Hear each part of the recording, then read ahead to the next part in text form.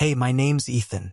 I'm 30, living just outside Phoenix, Arizona in a small apartment that's more functional than fancy. I work as a salesman at a mid-tier car dealership. The kind of place where the lot is half shiny new sedans and half used trucks with a few too many miles. It's not a dream job, but it pays the bills, keeps the lights on, and leaves me enough to grab a beer on weekends. My life's been steady, predictable, like the hum of the AC unit in my living room. I'm not complaining. I've always been good at keeping things simple, keeping people at arm's length. It's easier that way. A few years back, I thought I'd found something real. Her name was Emily, a graphic designer with a laugh that could light up a room. We dated for 2 years, talked about moving in together, maybe even a future. But she wanted more city, more ambition, more than I could give. She left a job in Denver, and I stayed here licking my wounds and learning to live with the quiet. It wasn't her fault. Not really. Some people are built for bigger things. I'm built for what's in front of me. Work home, repeat. That's my rhythm. The dealership is my world most days.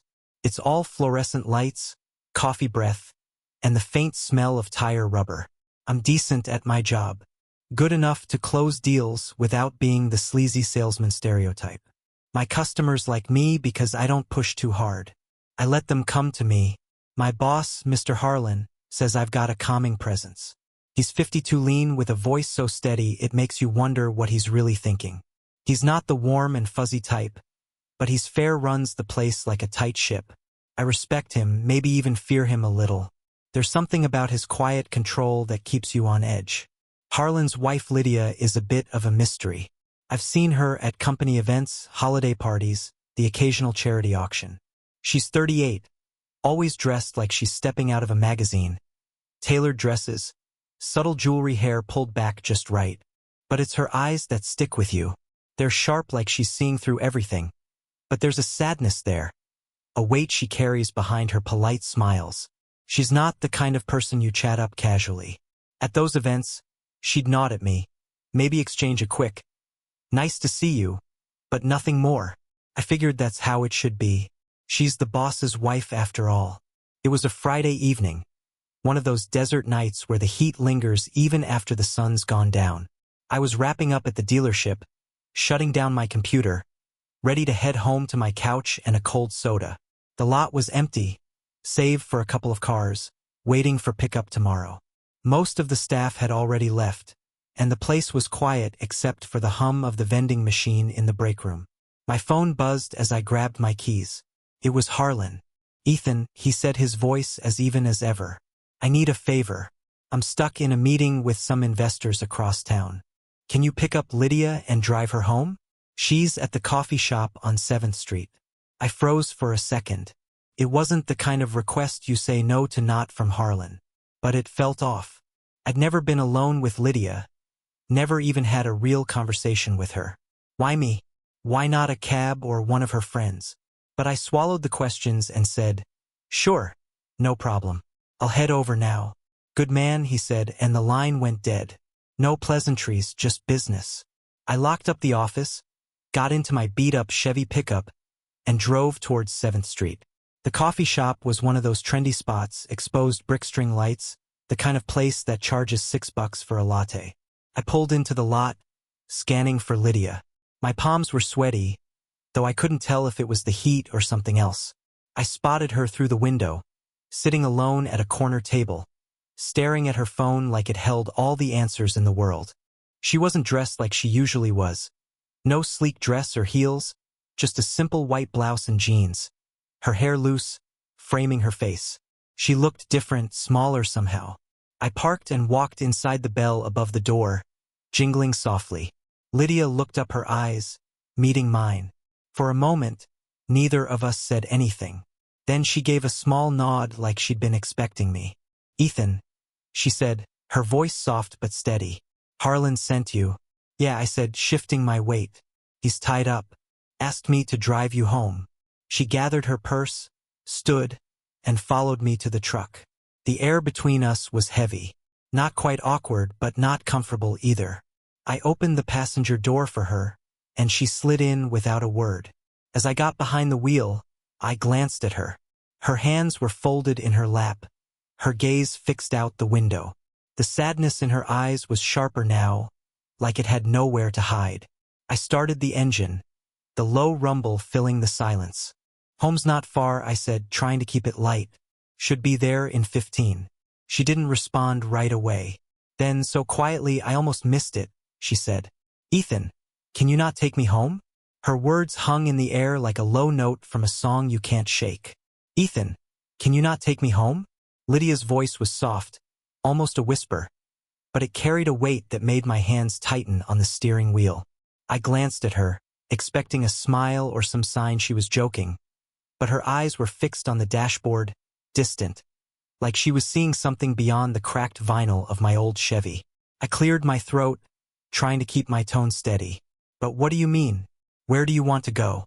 She turned her head slightly, just enough for me to catch the flicker of something in her expression. Exhaustion, maybe, or something heavier. "Somewhere with music," she said, "somewhere with people. Anywhere that's not his house." The way she said his house hit me. Not our house, not home. It was like she was talking about a place she didn't belong to. I should have said no.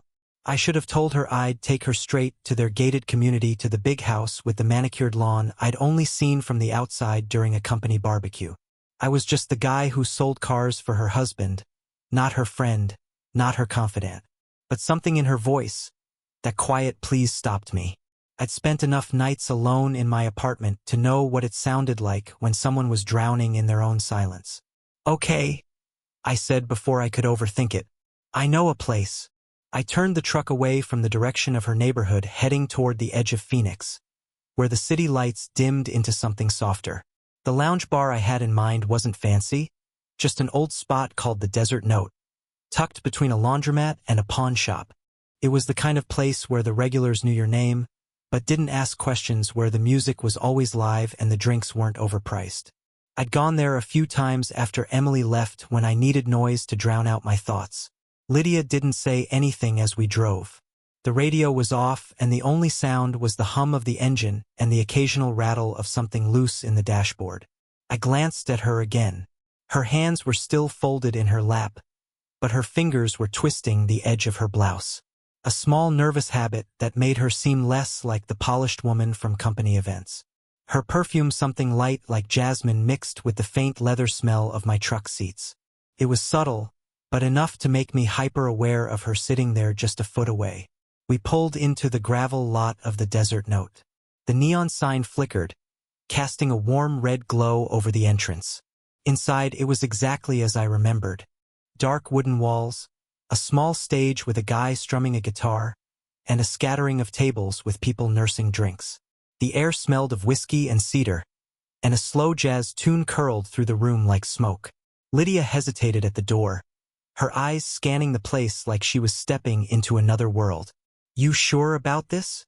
I asked, holding the door open. She nodded, a small, determined movement. "I'm sure." We found a table in the corner away from the stage, but close enough to feel the music. The waitress, a woman with a gray ponytail and a no-nonsense smile, came over. Lydia ordered a glass of red wine without looking at the menu. I got a non-alcoholic beer, figuring I needed to stay sharp. The waitress didn't bat an eye, just scribbled the order and left. Lydia leaned back in her chair, her fingers tracing the stem of her wine glass when it arrived. The light caught the deep crimson of the wine, and for a moment, she just stared at it like it held some kind of answer. I didn't know what to say, so I waited. I'd learned a long time ago that silence sometimes gets people talking more than questions do. "You know," she said finally, her voice barely audible over the guitar. "I used to be a piano teacher. Before I married Harlan." I raised an eyebrow, surprised. "Really? Like kids banging out Twinkle or something more serious?" She gave a small laugh, the first I'd heard from her all night. It was soft, almost brittle, like she hadn't used it in a while. A bit of both. Mostly adults, though, people who wanted to learn for themselves, not because their parents made them. I loved it. The way a melody could pull someone out of their head even for a few minutes. "So why'd you stop?" I asked, leaning forward. I was genuinely curious now, picturing her at a piano, her fingers moving with the same quiet grace she carried in her walk. Her smile faded and she took a sip of her wine. Harlan said it was a distraction. Said the sound gave him headaches when he was working from home, so I sold the piano. It's been 8 years, I think. 8 years. The number hit me harder than I expected. I tried to imagine giving up something I loved because someone else couldn't handle it. My mind flashed to Emily, how she'd asked me to move to Denver with her. How I'd said no because I couldn't leave Phoenix. Maybe I wasn't so different from Harlan. The thought made my stomach twist. That's rough. I said, my voice quieter than I meant it to be. You miss it. She looked at me, then really looked at me, her eyes sharp and unguarded for the first time. Every day, the guitarist switched to a slower tune, something mournful that seemed to match the weight in her words. I didn't know what to say, so I just nodded, letting her words settle. The waitress passed by, refilling a water glass at the next table, and the clink of ice broke the moment. Why don't you play again? I asked, not sure if I was crossing a line. You could get another piano. Start over. She shook her head, a small sad smile tugging at her lips. It's not that simple. It's not just about the piano. It's everything. She paused, then added, you ever feel like you're living someone else's life, Ethan? I swallowed her question, hitting closer than I wanted to admit. Yeah, I said sometimes. We sat there, the music wrapping around us like a cocoon. I could feel the line I was crossing, the one that separated doing a favor for my boss from sitting here listening to his wife unravel. I should have stood up, driven her home, ended it there. But I didn't. Instead, I raised my glass and said to not going home then. She clinked her wine glass against mine, her eyes holding mine for a moment longer than necessary. To not going home, she echoed, and something in her voice told me we weren't just talking about tonight. The jazz in the desert note curled through the air, a slow, mournful tune that seemed to pull at the edges of the room. The guitarist's fingers danced over the strings, coaxing out notes that felt like they were telling a story of their own. One of longing maybe, or quiet regret. Lydia sat across from me, her wine glass half empty, her fingers still tracing its stem, like she was trying to memorize its shape. The dim light caught the edges of her face, softening the lines of exhaustion I'd noticed in the truck. For a moment, she didn't look like the boss's wife, the polished woman from company parties. She was just Lydia, a stranger who'd asked me to keep driving instead of taking her home. I took a sip of my non-alcoholic beer, the bitter tang grounding me. The bar was alive, but not loud. Couples murmuring at tables, a lone guy at the counter, nursing a whiskey, the waitress weaving through with a tray of glasses that clinked softly. The smell of cedar and spilled liquor hung in the air, mixing with Lydia's faint jasmine perfume. I was hyper-aware of every detail, like my brain was trying to catalog this moment before it slipped away. You don't talk much about yourself, Lydia said, breaking the silence. Her voice was steady now, less fragile than in the truck. What's your story, Ethan? You've been at the dealership. What? 5 years? 6? I corrected, leaning back in my chair. Not much to tell, really. I sell cars, pay my rent, keep my head down. Grew up here in Phoenix, never left. Tried the whole love thing. Once didn't work out. Now it's just me in my routine. She tilted her head, studying me like I was a puzzle she hadn't quite figured out. You make it sound so simple. But nobody's that simple. I shrugged a half smile, tugging at my lips. Maybe I'm the exception. She didn't laugh, just took another sip of her wine, her eyes never leaving mine. Nobody's the exception. Not really. You're here, aren't you? Instead of driving me back to that house. Her words landed like a stone and still water rippling through the quiet space between us. I wanted to argue to say I was just doing a favor, but we both knew that wasn't true. I'd made a choice when I turned the truck toward this bar instead of her gated neighborhood. I wasn't sure what that choice meant yet, but it was too late to pretend it didn't happen. Fair enough, I said, my voice quieter. So what's your story, Lydia? Beyond the piano. She let out a breath, almost a laugh, but it was laced with something heavier. Beyond the piano, there's not much to tell either. Married Harlan at 25, thought it was love. Moved into his world, his house, his rules, quit teaching because it didn't fit his schedule. Now I'm here. She gestured vaguely at the bar. The wine. The moment trying to remember who I was before I became Mrs. Harlan. The way she said Mrs. Harlan carried the same weight as his house in the truck. It wasn't just a name. It was a cage. I thought about my own life. The way I'd let Emily's leaving define me for too long. The way I'd settled into my routine to avoid feeling that kind of hurt again. Maybe Lydia and I weren't so different. That's a lot to carry, I said, my fingers tapping the side of my glass. You ever think about going back to teaching? Or anything? She looked down at her wine, her expression unreadable all the time. But it's like trying to pick up a song you haven't played in years. You know the notes, but your fingers don't move the same way anymore. The guitarist shifted to a new song faster now with a beat that pulsed through the room. A few people near the stage started to move, not quite dancing, but swaying caught in the rhythm. I watched Lydia's face, the way her eyes flicked toward the music. A spark of something alive in them. It was the first time all night she didn't look weighed down. I said, leaning forward. If you haven't danced in a while, I could help with that. No pressure, just a spin or two. Her eyes widened, a mix of surprise and amusement. You're serious? Why not? I said, grinning despite myself. You said you wanted music. This counts. She hesitated, her fingers tightening around her glass. For a second, I thought she'd say no, that she'd retreat back into that guarded shell. But then she set the glass down, stood, and gave me a look that was half challenge, half curiosity. All right, Ethan, show me what you've got. We moved to the small open space near the stage. Not a proper dance floor, but close enough. The music was upbeat now. A jazzy swing that didn't demand skill, just movement. I wasn't a dancer, never had been, but I took her hand warm and steady, and we started to move. It was clumsy at first, her steps unsure, my rhythm a little off. But then something clicked. Her shoulders relaxed, her head tilted back, and she laughed, a real unguarded laugh that cut through the music like sunlight. I spun her once, her blouse catching the light. And for those few minutes, she wasn't Mrs. Harlan. She was Lydia, alive, breathing free. When the song ended, we stopped, both of us a little breathless. Her hand lingered in mine, her eyes bright in a way I hadn't seen before. The crowd clapped for the guitarist, but it felt like they were clapping for us, for that fleeting moment where the world didn't exist outside this bar. Thank you, she said, her voice soft but clear. I haven't felt like that in a long time. I nodded, my throat tight. Me neither. We went back to our table. The air between us different now, lighter, but charged with something unspoken. She finished her wine and I paid the tab. As we walked to the truck, the desert air cool against our skin.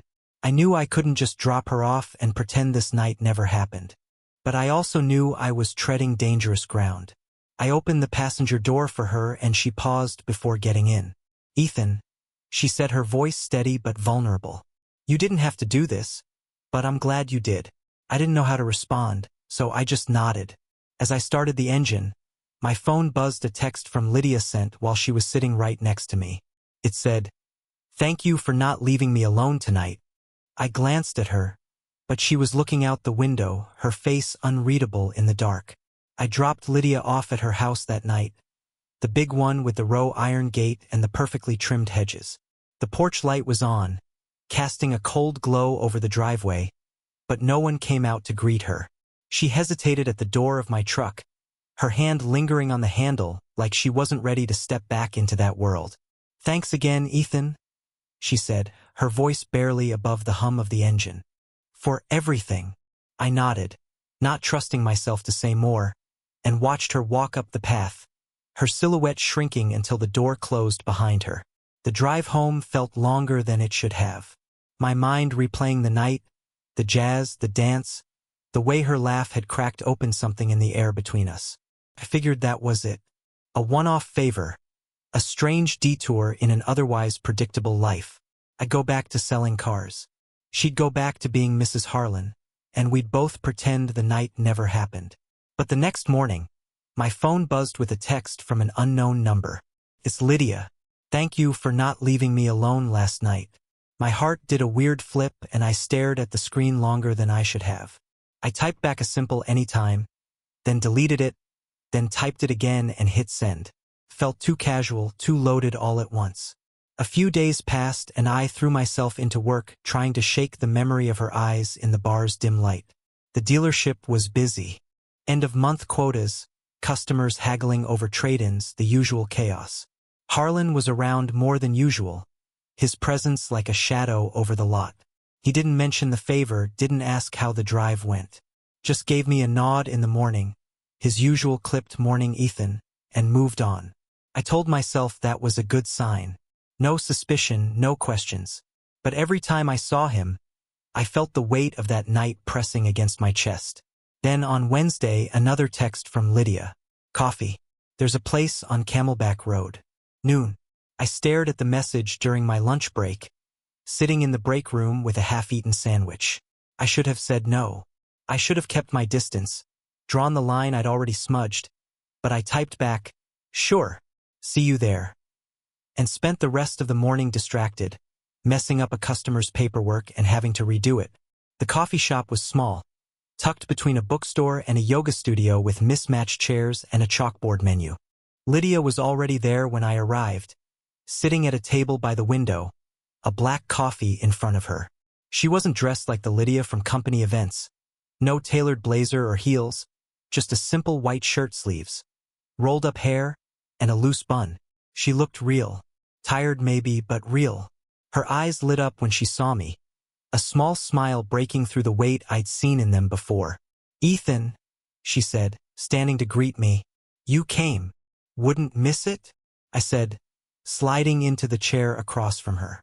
The barista called my order a medium black 2 sugars, and I paid before sitting back down. The air between us was easier than in the truck, but there was still a hum of something unspoken, like we were both tiptoeing around the edge of a cliff. We talked about small things at first: work, the heat, the way Phoenix seemed to bake everything in July. But then Lydia leaned forward, her voice dropping. I left the house, she said, her fingers wrapping tighter around her cup. Not for good, not yet. But I'm staying with a friend for a few days. I needed space. I nodded, trying to process it. Space. From what? From him?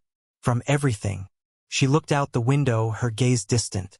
Harlan isn't cruel. Not in the way people think. He's just absent. Always has been. The house, the life, it's all his. I'm just decoration. She laughed, but it was hollow.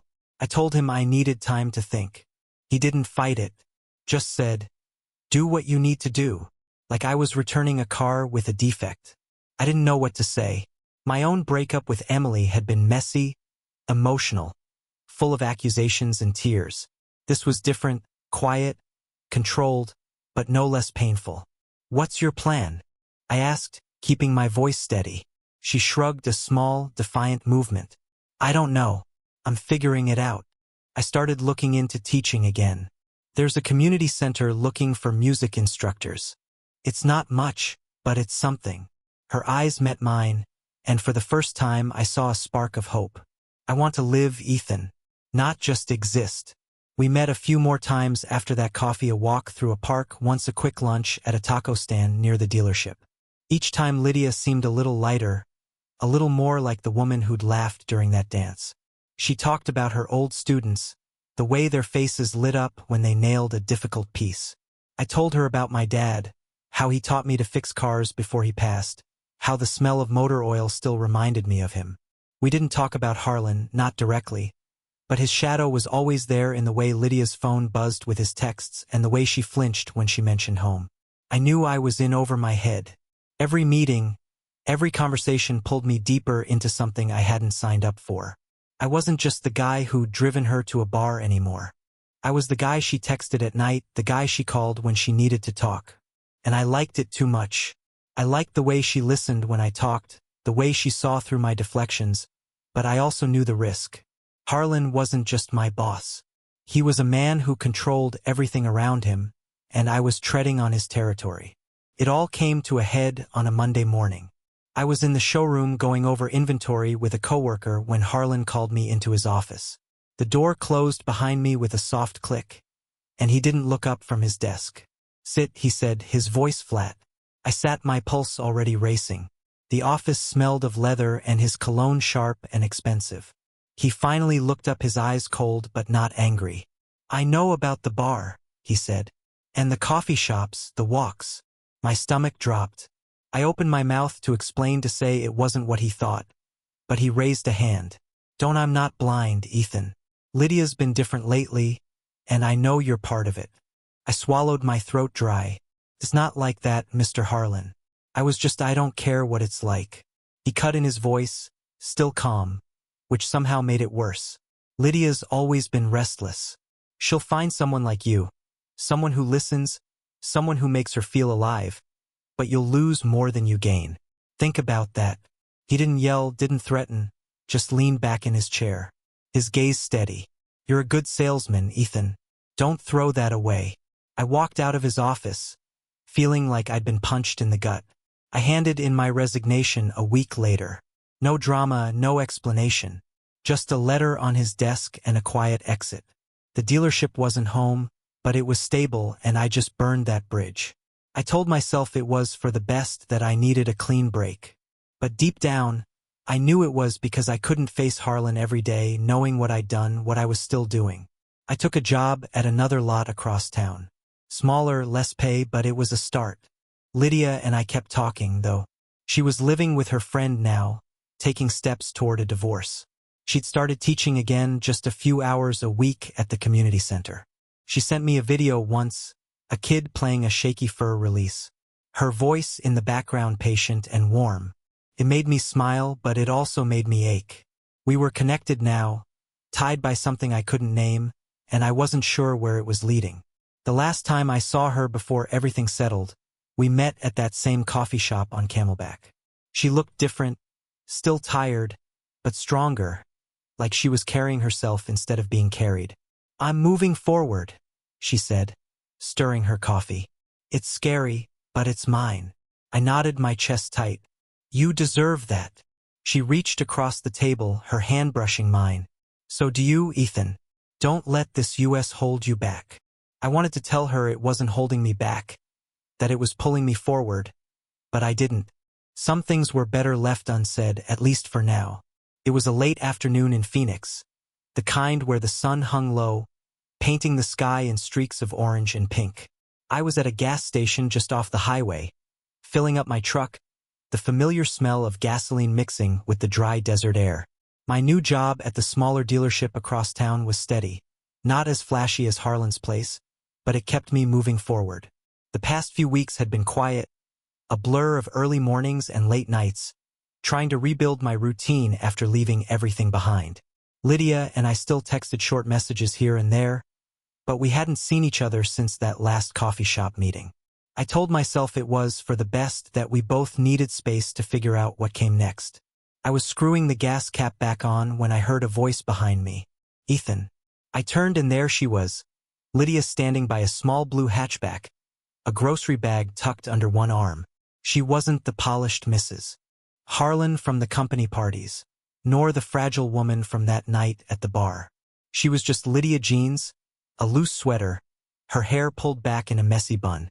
Her eyes, though, still carried that spark, the one I'd seen when we danced, when she laughed like she meant it. "Lydia," I said, a smile creeping up before I could stop it. "Didn't expect to see you here." She shifted the bag to her other arm, her lips curving into a small grin. I could say the same. "You ripping through gas like you're on a road trip." I laughed, leaning against my truck. "Nah, just keeping the wheels turning." "You errands," she said, nodding toward her car. "Trying to live like a normal person for once." She paused, then added, "You got a minute? Want to grab a coffee or just drive somewhere?" I should have said no. I should have kept the distance I'd been trying to maintain. But the way she looked at me, open and unguarded, made it impossible. "Yeah," I said. "Let's drive." We climbed into my truck, her grocery bags stashed in the back seat.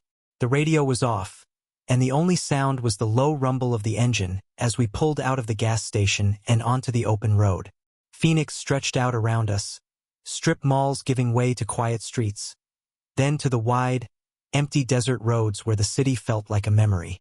The windows were down, the warm air rushing in, carrying the faint scent of creosote and dust. "Where to?"